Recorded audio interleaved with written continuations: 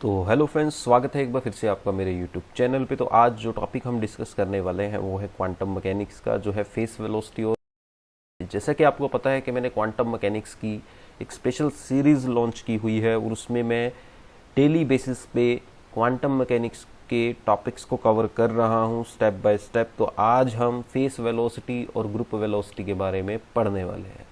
पिछली वीडियोज़ अगर आप देखना चाहते हो क्वांटम मैकेनिक्स की तो उनका लिंक डिस्क्रिप्शन बॉक्स में है, वहाँ से आप देख सकते हो। तो दोस्तों, आज का टॉपिक है हमारा फेस वेलोसिटी और ग्रुप वेलोसिटी। तो फेस वेलोसिटी या ग्रुप वेलोसिटी है क्या, इस चीज़ को हम ध्यान से समझेंगे और इसका एक्सप्रेशन फाइंड आउट करेंगे। तो ऑलरेडी डी ब्रोगली ने बताया था,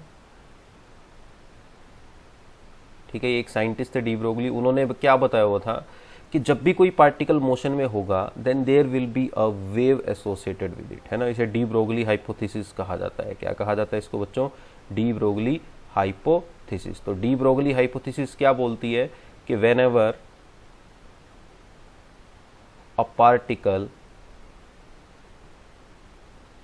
is in motion then there is always a wave associated with it, wave associated with it। कि जब भी कोई पार्टिकल मोशन में होगा तो उसके साथ एक वेव एसोसिएट होगी। जैसे कि फॉर एग्जांपल सपोज बच्चे, ये कोई एक पार्टिकल है, ठीक है, और ये पार्टिकल मान लिया मोशन में है, ठीक है, ये पार्टिकल मोशन में है और ये कहाँ जा रहा है? इस तरफ जा रहा है, ठीक। तो जब भी कोई पार्टिकल मोशन में होगा तो उसके साथ क्या एसोसिएट होगी? एक वेव एसोसिएट होगी, ठीक है। ये डी ब्रोगली ने कहा था कि जब भी कोई पार्टिकल मोशन में होगा तो उसके साथ क्या एसोसिएटेड होगी? एक वेव के, ठीक है। और इस वेव को क्या कहा जाता है भाई? Matter wave. क्या कहा जाता है इसको? क्योंकि ये मटेरियल पार्टिकल के साथ है तो इसलिए इसे मैटर वेव भी कहा जाता है। तो ये जो वेव इसके साथ चल रही है, इसकी जो वेलोसिटी है that is called wave velocity और फेस वेलोसिटी, ठीक है। इसे ही हम क्या बोलते हैं? वेव वेलोसिटी और फेस वेलोसिटी। इसको वीपी से रिप्रेजेंट किया जाता है बच्चों। तो अब हम इस फेस वेलोसिटी वीपी का एक्सप्रेशन जो है फाइंड आउट करेंगे कि इसकी वैल्यू क्या होगी। चलिए शुरू करते हैं। तो आपने 12th में भी ऑलरेडी ये पढ़ा है कि अगर कोई पार्टिकल मोशन में है तो उसके साथ एक वेव एसोसिएटेड है, ठीक है, कि कोई पार्टिकल मोशन में तो वेव भी चल रही है उसके साथ। और ये जो वेव चल रही है इसकी जो वेवलेंथ है उसका फॉर्मूला फिक्स होता है लैम्डा। पढ़ा है ना डी ब्रोगली वेवलेंथ? क्या फॉर्मूला होता है डी ब्रोगली वेवलेंथ का? h/mv। तो इसे इक्वेशन 1 मान लेते हैं। ये फॉर्मूला ऑलरेडी हमने पढ़ा हुआ है भाई, डी ब्रोगली वेवलेंथ का formula lambda is equal to h/mv, है ना, ये हमने पढ़ा है। इसके अलावा दोस्तों आपने एक और फॉर्मूला पढ़ा है एनर्जी का, ठीक है, कि मान लिया ये जो वेव जा रही है इसकी फ्रीक्वेंसी न्यू है, ठीक है। तो हमने माना let nu is the frequency of the wave, के जो हमारी वेव है उसकी फ्रीक्वेंसी कितनी है? न्यू। तो अगर फ्रीक्वेंसी न्यू है तो वेव की एनर्जी कितनी होगी? हमने फॉर्मूला पढ़ा हुआ है E is equal to H nu. ये फॉर्मूला पढ़ा है ना, जैसे फोटोन की एनर्जी होती है E is equal to H nu. तो यहाँ पे न्यू अगर फ्रीक्वेंसी है तो एनर्जी कितनी है यहाँ? E is equal to H nu. This is equation 2। Also according to energy mass equivalence relation, according to energy mass equivalence relation. अब हमने आइंस्टाइन की एनर्जी मास इक्विवेलेंस रिलेशन पढ़ी हुई है, जो क्या बोलती है कि energy and mass are interconvertible. E is equal to क्या होता है बेटा? mc²। ये हमने पढ़ा है। This is equation 3। तो इक्वेशन 2 और 3 को आपस में कंपेयर कर लेते हैं और वहां से हमें फ्रीक्वेंसी मिल जाएगी। तो बाय कंपेयरिंग इक्वेशन 2 एंड 3, तो बाय कंपेयरिंग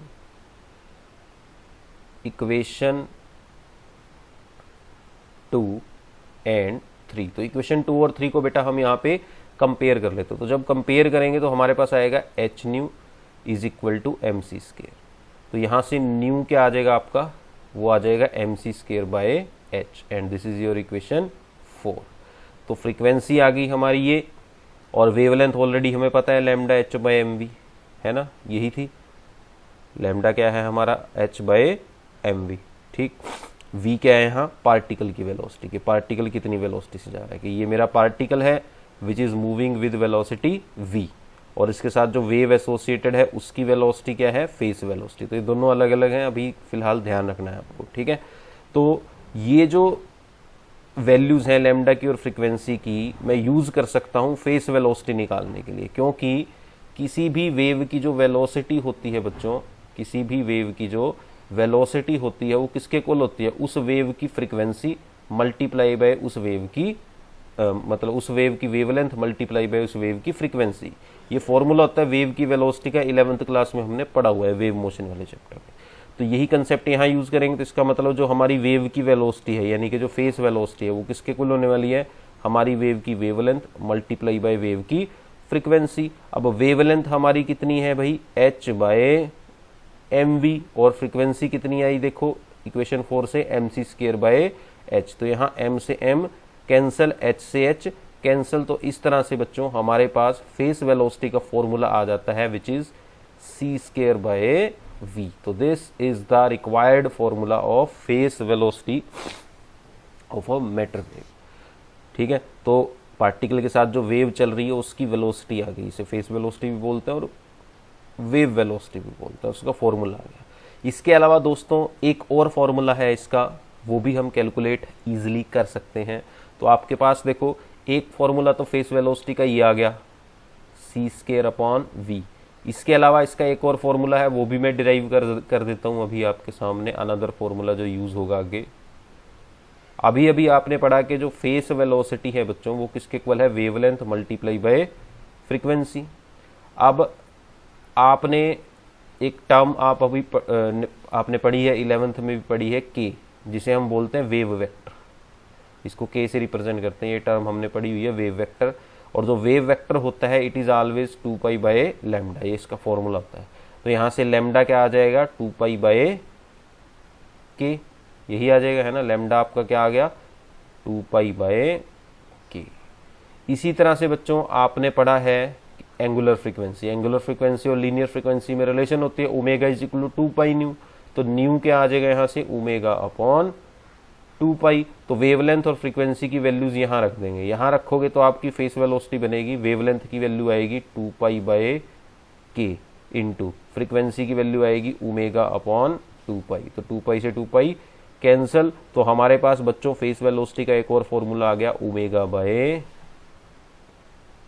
तो इस तरह से फेस वेलोसिटी के दो फॉर्मूले हमने डिराइव कर लिए जो आपको ध्यान रखने, एक ये वाला c²/v और एक ये वाला ω/k। तो ये थी आज की वीडियो। तो आज हमने फेस वेलोसिटी के बारे में पढ़ा, और नेक्स्ट जो वीडियो आएगी उसमें हम पढ़ेंगे ग्रुप वेलोसिटी के बारे में। अभी तो हमने फेस वेलोसिटी के बारे में पढ़ा है, और नेक्स्ट हम देखेंगे कि क्यों फेस वेलोसिटी सफिशिएंट नहीं है मोशन को एक्सप्लेन करने के लिए, ग्रुप वेलोसिटी क्या होती है, वेव ट्रेन क्या होती है, ये अपकमिंग लेक्चर्स में आपको एक्सप्लेन किया जाएगा। आज की वीडियो में अभी इतना ही। तो अगर आपको ये एक्सप्रेशन समझ में आया, तरीका अच्छा लगा मेरे समझाने का, तो कमेंट बॉक्स में ज़रूर बताएं।